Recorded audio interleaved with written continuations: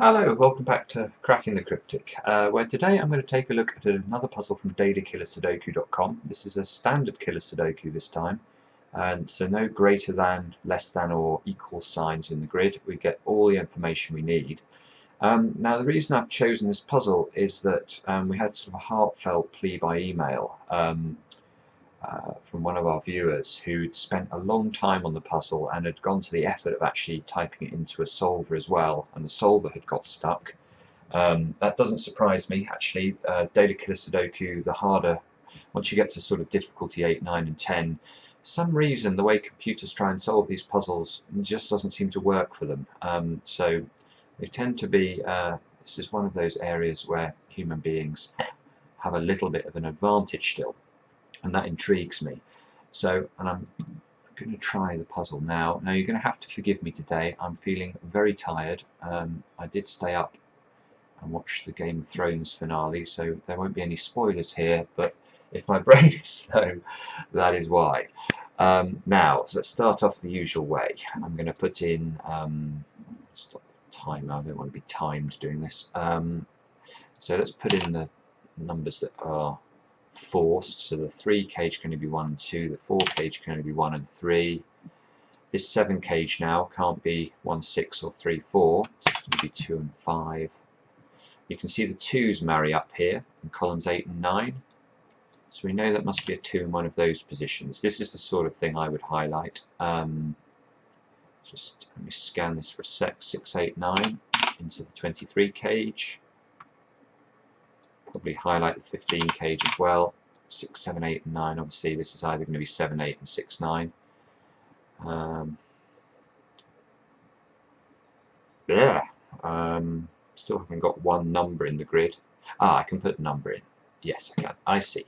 So let's look at this 1 and 2 now and think about how they may give us a number. And the key cage, I think, is this 10 cage, because we now know that the smallest digits I can put in these two cells are 3 and 4. Now if I put 3 and 4 in, that's going to make this a 3. So I'm going to get a repeated 3 in the cage, which is not allowed under the rules.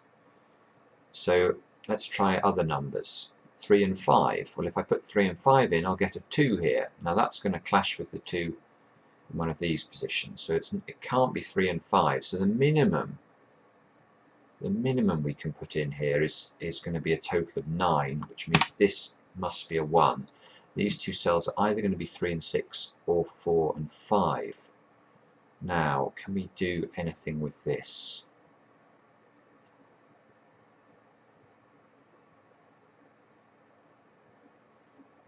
No. There's a few geometric things I'm noticing just to start talking about them. So you can see the first 2 columns of the grid are completely contained. All of the cages within the first 2 columns don't stick out at all. So let's look at the next column. Now in the next column I can draw this shape, this E shape in the grid. Now these cells sum to 58, but I know the total for column 3. Obviously it will include all of the numbers from 1 to 9. If you add up all the numbers from 1 to 9 you get 45. So I actually know that these 3 cells here must sum up to 13. So the difference between 58 and 45. Now that isn't actually helpful because 13 isn't a particularly restricted number. But look at this, we can extend this logic a bit further, I think. Let's go a bit further. Now we can make this shape. Now this is, so these 2 columns now we know will sum up to 90. 2 lots of 45. And you can see that all of the cages I've highlighted, or all of the cells I've highlighted, sum to 99. So these 2 cells must sum up to 9. Bother. That's still not useful. Okay.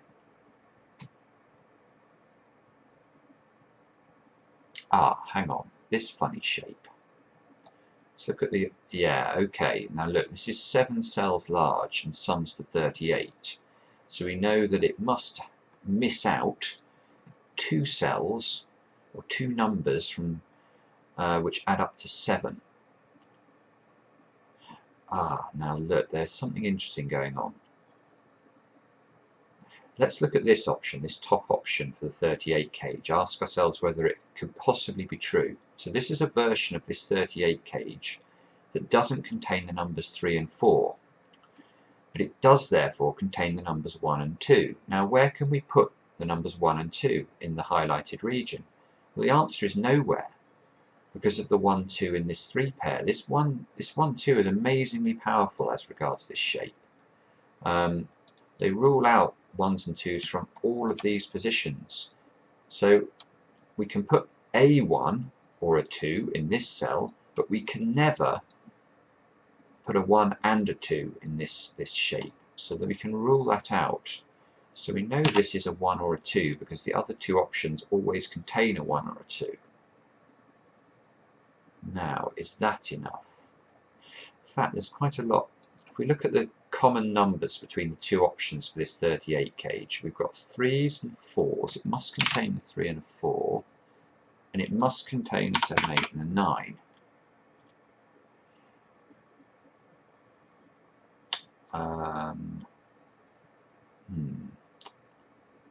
Okay.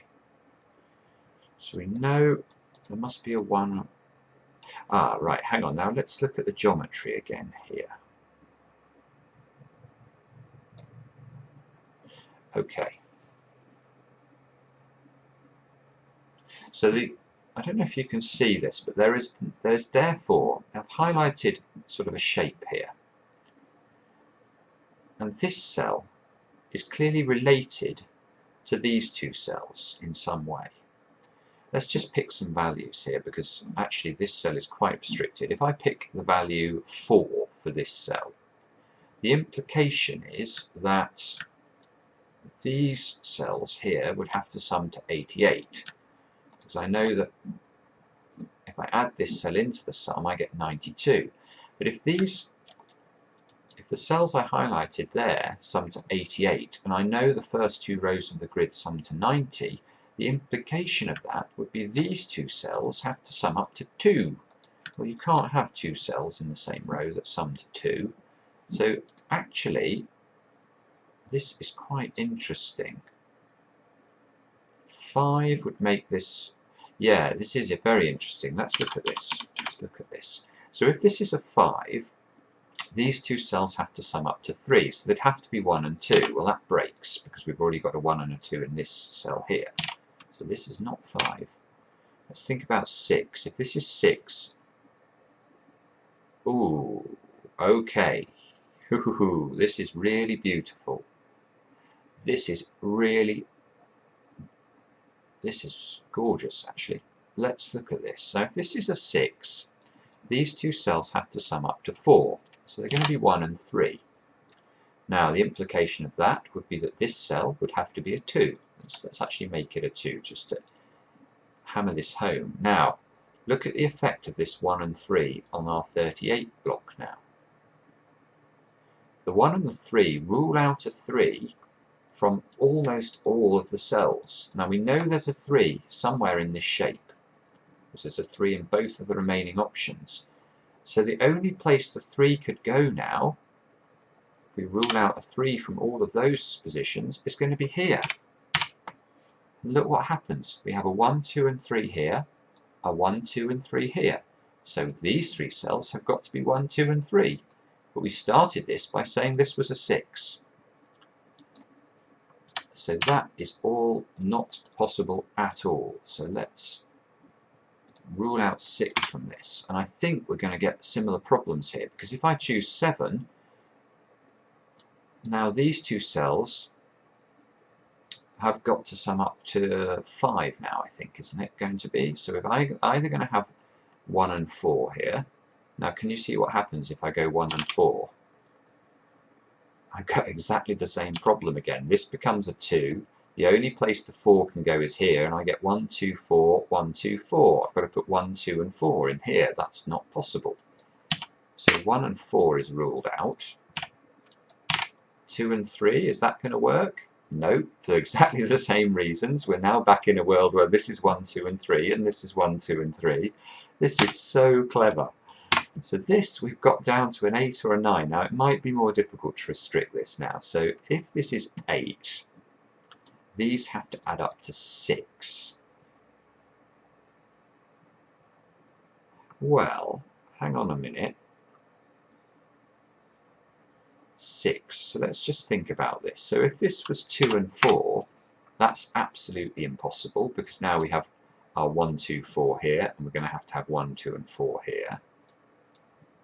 And if, on the other hand, we had 1 and 5, that would be the other way of doing this. This becomes a 2. And now, is this valid?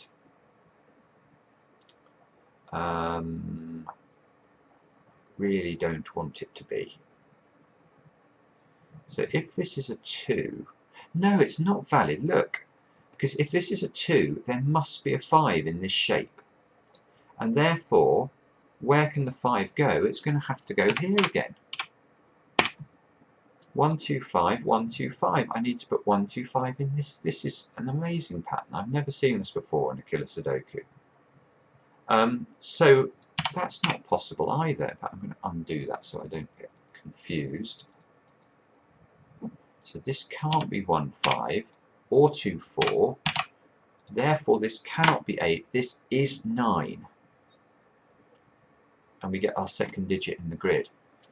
And that's taken a long time to get our second digit. Now, what can we do with this 9, if anything? Well, we can do something with it, because look, we now know these two cells have got to sum up to 7. So they can't include a 9 in either of these squares. And we know, looking at this 3 by 3 block, because there can't be a 9 in any of these squares because of the 9 here, the 9 is in our 38 cage and it's in one of these 4 positions. Therefore, there is no 9 in those squares. So where can we put a 9 now in this 3 by 3 block? Well, it can't go in any of these 3 positions. It can't go in these 2 squares because these 2 squares add up to 7. And it can't go in these 2 squares now. So this is the only position a 9 can go into, which means that's not a 9. Now I remember these have to add up to something. These have to add up to 13, and now we have a 9 here. So that must be a 1 or a 3. Get a 1-3 pair now in column 4.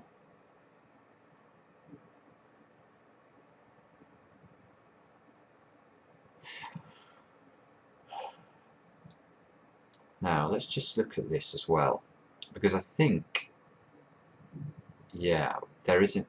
Look, the options for we know these 2 squares add up to 7, but look, it can't be 3 and 4. It says it's the corollary of what we looked at before. But where can we put? If there's a 3 and a 4 in here, in these 2 squares, and I know that there's a 3 and a 4 in both options, my 38 cage, where can I put the 3 and the 4? Well, the only position that could take a 3 or a 4 would be this square. So definitely a 3 and a 4 is not possible. Now, oops. Therefore, this is either 1 and 6 or 2 and 5. 1 and 6 or 2 and 5. Right, okay. So we've got a 1 and a 2 pair here. This cell is a 1 or a 2, and one of these 2 cells will have to be a 1 or a 2.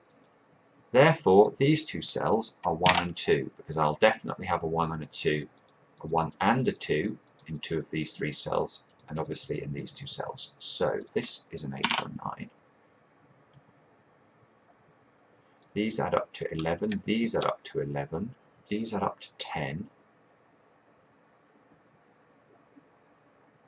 So it's 22, 32. Yeah, no, I can't do anything with that. Bother. Right, okay, well let's keep thinking. Now if these add up to 7, these add up to 13 without using 9. So this is either 6 and 7 or 5 and 8.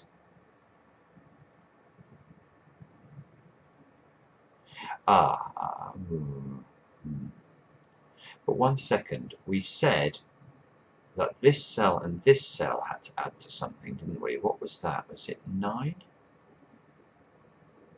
Yeah, so this cell and this cell have got to add up to 9. Ah, and look, we've got a 1-3 pair in column 4, so that's not a 1, so that's not a 6. So this is either 4, 7 or 8.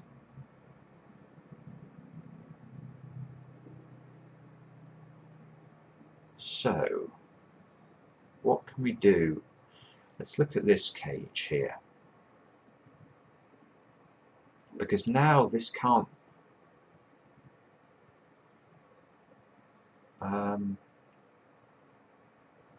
well, yeah, let's think about this cage. This cage is interesting because it can't contain a 9, because there obviously can't be a 9 down here, and there's no 9 in this square. And it can't contain a 1 or a 3 either, for the same reasons. So there's not much this can be. It can't have a 1, it can't have a 3, and it can't have a 9. So it's one of these two. Yeah, and look at this one, 2, 5, 6, 8. If it was this one, this square only has an 8 in common with this one, so this would be the 8, and these three cells would have to be 2, 5, and 6. Well, that doesn't work, because we know these two cells add up to 13, and that's either going to be 5, 8, or 6, 7. If I rule out both of those options by choosing this option, that fails. This is not right. This 21 cage is 2, 4, 7, and 8. 2, 4, 7, and 8. Therefore, this isn't a 2, this is not a 5, and if this is not a 5, this is not a 4. Therefore, there is a 4 up here. Ah, so close, isn't it? 2, 7, 6.